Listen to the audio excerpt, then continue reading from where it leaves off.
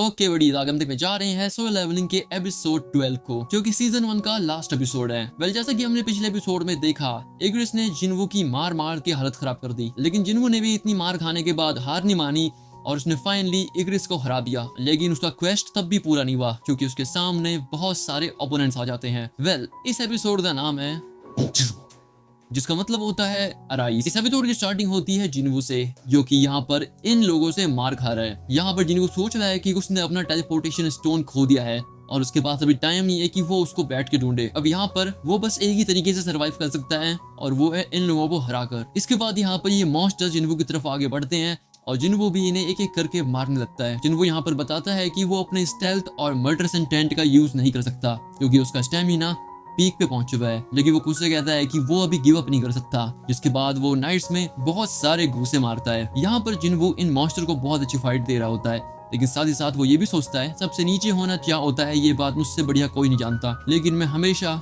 ज्यादा से ज्यादा पाने की तलाश में रहता हूँ। अब यहाँ पर जिन्वू उन मॉन्स्टर्स से अपने हाथों से फाइट कर रहा है, इसलिए अब उसके हाथों से भी खून जा रहा है। जिन्वू को अब यहाँ पर हल्की हल्की बेहोशी फील हो रही है क्योंकि ऑब्वियस सी बात है कि उसका स्टेमिना कम हो चुका है। इसी के साथ यहाँ पर जिन्वू को वो सारी बातें याद आने लगती हैं जब सभी लोग मिलकर जिन्वू को दुनिया का सबसे वीकेस्ट हंटर बुलाया करते थे, और इन बातों को याद करके यहाँ पर जिन्वू अपना फोकस खोने लगता है, जिस चीज का फायदा यहाँ पर ये मॉन्स्टर भी उठाते हैं और जिन्वू के ऊपर 2 बार अटैक भी करते हैं। जिन्वू को यहाँ पर ऐसा लगता है कि मिस्टर सॉन्ग उसके पास आकर उससे कह रहे हैं अब बस बहुत हो गया है, अपने आप को ज्यादा पुश मत करो। इसी के साथ उसको जूही भी दिखाई देती है जो कि उससे सेम यही बात कहती है। अब यहाँ पर जिन्वू का पुराना वाला वर्जन भी आ जाता है जो कि उससे कहता है तुम्हें वही मिल रहा है जो तुम डिजर्व करते हो। वैसे भी तुम इतनी मेहनत क्यों कर रहे हो इतनी खतरनाक चीज को लेकर? वैसे क्या तुम्हें याद है कि तुम एक ई रैंक हंटर हुआ करते थे?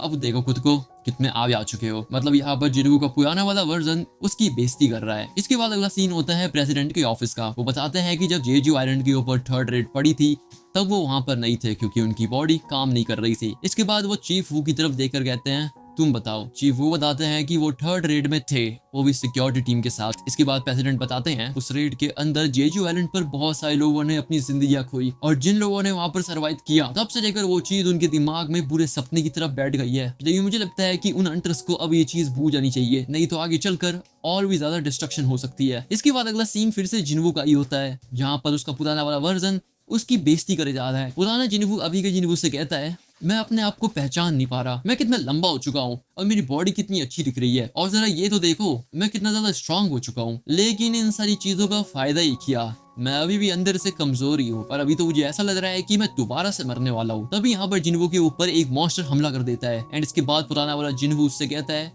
तुम अभी तक इस दुनिया में अपनी जगह नहीं पहचान पाए। अब यहाँ पर जिन्वू अपने पुराने वाले वर्जन को शटअप कहता है और उन मॉन्स्टर के अटैक से डॉच करने की कोशिश करता है, लेकिन तभी एक मॉन्स्टर जिन्वू का सर पकड़कर उसे जमीन में दे मारता है एंड इस हमले से जिन्वू को बहुत सारा ब्लड लॉस भी होता है। अब यहाँ पर जिन्वू को खुद के ऊपर फिर से सेल्फ डाउट होता है। तभी यहाँ पर उसको पुराना वर्जन उससे कहता है देखा यही होता है जब तुम बेफालतू की हीरोपंती दिखाते हो, तो अब खुद देख लो मौत तुम्हारे सामने खड़ी है। जिन्वू यहाँ पर सोचता है क्या उसके साथ अभी वही चीज होने वाली है फिर से जो कि उसके साथ डबल डंजन में हुई थी। अब जिन्वू यहाँ पर मरने की हालत में होता है, लेकिन उसका सिस्टम उसे कहता है तुम्हारा डेली क्वेस्ट अभी तक पूरा नहीं हुआ है, अगर नहीं करोगे तो पेनल्टी लगेगी। एंड यहाँ पर उसके इस क्वेस्ट का टाइम ऑलमोस्ट खत्म ही होने वाला होता है और साथ ही में यहाँ पर ये मॉन्स्टर जिन्वू को खत्म करने के लिए अपनी तलवार उठा लेता है। लेकिन तभी यहाँ पर जिन्वू का पुराना वर्जन उससे कहता है लगता है ये सिस्टम तुम्हें अभी भी मरने नहीं देगा। ओके तो फिर मैं चलता हूँ यहाँ से। अब यहाँ पर ठीक ऐसा ही होता है, जिन्वू का सिस्टम उसको एज अ पेनल्टी किसी दूसरी जगह पे ट्रांसफर कर देता है। इसके बाद अगले सीन में जिन्वू एक पेनल्टी जोन में होता है। यहाँ पर आते ही जिन्वू सोचता है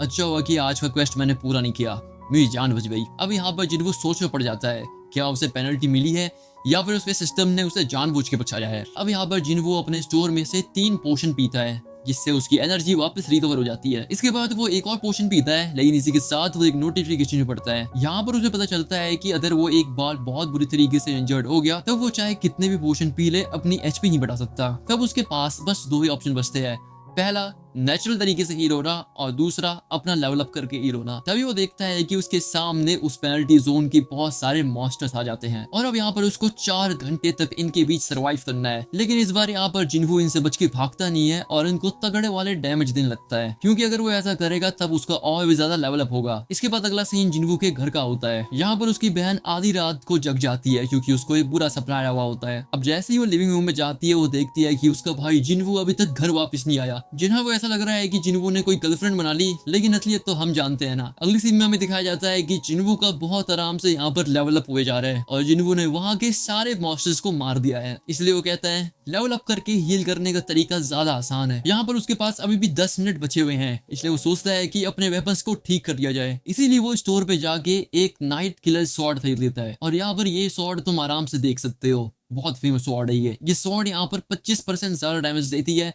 आर्मर्ड मॉन्स्टर्स को। ये स्वॉर्ड थोड़ी महंगी है लेकिन खैर अच्छी भी है। इसके बाद वो अपने हाथ में एक रून स्टोन भी देखता है जो कि उसे इग्रिस को मार के मिली थी। इस स्टोन को यहाँ पर यूज करने के बाद उसकी एक नई स्किल अनलॉक हो जाती है जिसका नाम है रूलर्स हैंड। इंटरेस्टिंग बात यहाँ पर यह है कि इस स्किल को यूज करने में जिन्वू का कोई भी माना यूज नहीं होगा। वैसे इस वाली स्किल के हेल्प से जिन्वू यहाँ पर किसी भी ऑब्जेक्ट को टच करके उसको मैनिपुलेट कर सकता है। वैसे ये सेम एबिलिटी इग्रिस भी यूज किया करता था। जिन्वू यहाँ पर इस वाली स्किल का यूज करने की सोचता है, लेकिन उसे पता चलता है कि वो इस स्किल का यूज बड़े मॉन्स्टर्स पे नहीं कर सकता। एट लास्ट जिन्वू यहाँ पर कहता है मैंने सब कुछ प्रिपेयर कर लिया और अब मैं तैयार हूँ, बाकी जो किस्मत में लिखा होगा वो होगा। अगले सीन में जिन्वू फिर से उसी डंजन में टेलीपोर्ट हो जाता है एंड वो यहाँ पर नोटिस करता है कि उन मॉन्स्टर्स का नंबर और भी ज्यादा बढ़ चुका है। अगला सीन चोय और उसकी गिल्ड का होता है। यहाँ पर उन्हें पता लगता है कि वो जेजू आइलैंड के पास पहुंच चुके हैं। चोय चाहे से कहता है मैं जानता हूँ कि ये चीज तुम्हारे लिए थोड़ी सी पेनफुल हो सकती है, लेकिन चाहे कहती है कोई दिक्कत की बात नहीं है क्योंकि मैं थर्ड रेड के टाइम पे एक हंटर नहीं थी, लेकिन मैं जानती हूँ कि आप कैसा फील करते होंगे गिल्ड मास्टर। यहाँ पर इनका पायलट बताता है कि उसको माना के मल्टीपल सोर्स डिटेक्ट हो रहे हैं जो कि पानी से आ रहे हैं। अगला सीन फिर से जिन्वू का होता है जहाँ पर वो नाइट क्लब का यूज करके उन मॉन्स्टर्स को बहुत आराम से मार रहा है। जिन्वू अब यहाँ पर कुछ अजीब सा फील करता है। वो खुद से कहता है इतने मॉन्स्टर को मारने के बाद भी मेरा लेवल अप क्यों नहीं हो रहा। वो कुछ मेजिस को भी देखता है जो कि अटैक नहीं कर रहे होते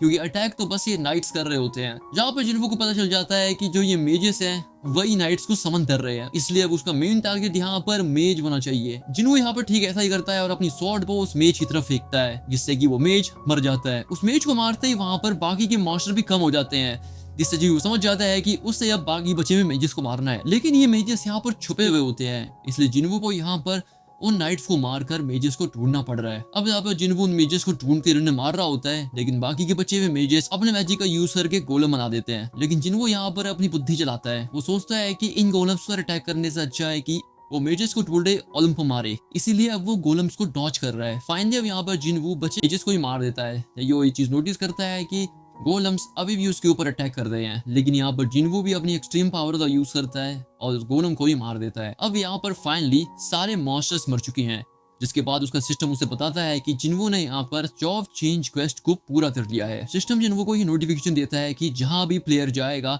एंजल ऑफ डेथ उसे फॉलो करेगा। अब यहाँ पर जिन्वू समझ नहीं पाता कि इस चीज का आखिर मतलब क्या है, बट तभी उसका सिस्टम उसे और भी कुछ बताता है। प्लेयर की यहाँ पर पावर के लिए बुक बढ़ेगी जिसमें उसकी मदद करेंगे कुछ घोस्ट, और ये घोस्ट आएंगे शैडो आर्मी से। शैडो आर्मी प्लेयर के लिए रास्ता बनाएगी। अब जिन्वू का सिस्टम उसे ये बताता है कि अब वो एक नेक्रोमैंसर बन चुका है। यहाँ पर नेक्रोमैंसर एक तरह की मैजिक टाइप क्लास है जो कि अनडेड मॉन्स्टर्स को एज अ सर्वेंट की तरह सवन करते हैं। मतलब यहाँ पर जिन्वू का सिस्टम उससे कहता है क्या तुम्हें ये जॉब एक्सेप्ट करनी है। जिन्वू इस चीज के लिए मना कर देता है, लेकिन उसका सिस्टम उससे फिर से कहता है एक बार फिर से चेक कर लो। जिन्वू को यहाँ पर एक्चुअली में क्लियर ही नहीं हुआ कि आखिर करना क्या है, इसलिए वो सोचने लगता है। अब यहाँ पर जिन्वू काफी देर तक सोचने के बाद फाइनली हाँ कर देता है। इसके बाद अगला सीन होता है हंटर एसोसिएशन के प्रेसिडेंट का। यहाँ पर सुबह होने वाली होती है। यहाँ पर वो कहता है अभी तक चॉय और उसकी टीम जेजू आइलैंड पे पहुंच गई होगी। प्रेसिडेंट कहता है हाँ शायद तुम सही कह रहे हो। अगला सीन जिन्वू का होता है जहाँ पर उसके साथ कुछ अजीब व गरीब चीजें हो रही हैं, और अजीब से मेरा मतलब है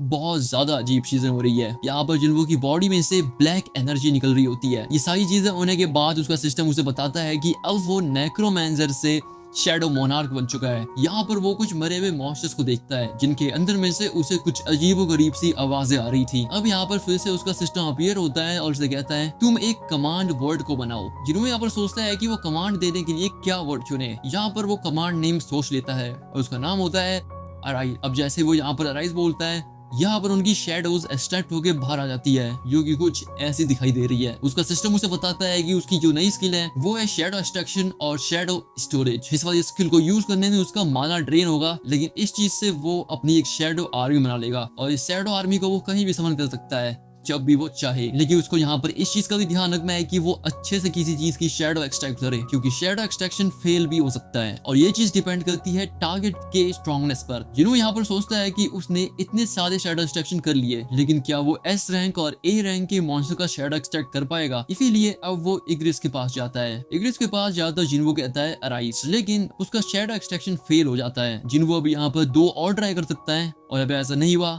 तब खेल खत्म। लेकिन जिन्वो फिर से ट्राई करता है और यहाँ पर फिर से एक्सट्रैक्शन फेल हो जाता है। अब यहाँ पर ऐसा इसलिए हो रहा होता है क्योंकि जो इग्रिस है वो खाली सिंहासन का प्रोटेक्टर है, इसीलिए उसकी शैडो एक्सट्रैक्ट होने से मना कर रही है। जिन्वो इग्रिस को यहाँ पर थोड़ा सा मैनिपुलेट करता है और वो उससे कहता है तुम एक वॉरियर हो इसलिए मेरा साथ दो, यहाँ क्या करोगे? एंड इसके बाद यहाँ पर जिन्वो फिर से अराइज बोलता है और फाइनली यहाँ पर इग्रिस की शैडो एक्सट्रैक्शन कंप्लीट हो जाती है। इसके बाद जिन्वो की यहाँ पर ये छोटी सी आर्मी उसके सामने झुक जाती है। अगला सीन होता है चोए के गिल्ड का। यहाँ पर ये लोग एक चींटी वाले मॉन्स्टर को पकड़ देते हैं, जिसे देखकर वो समझ जाते हैं कि ये मॉन्स्टर अब इवॉल्व कर रहे हैं। इसी के साथ वही यहाँ पर ये वाला एपिसोड होता है एंड। तुम्हें ये वीडियो कैसी लगी तो मुझे कमेंट बताना। ये वीडियो अगर तुम्हें पसंद आई तो इसको फटाफट से लाइक कर दो और अगर चैनल पर नए हो तो चैनल को सब्सक्राइब जरूर कर लेना ऐसे एनिमे कंटेंट को देखने के लिए। तब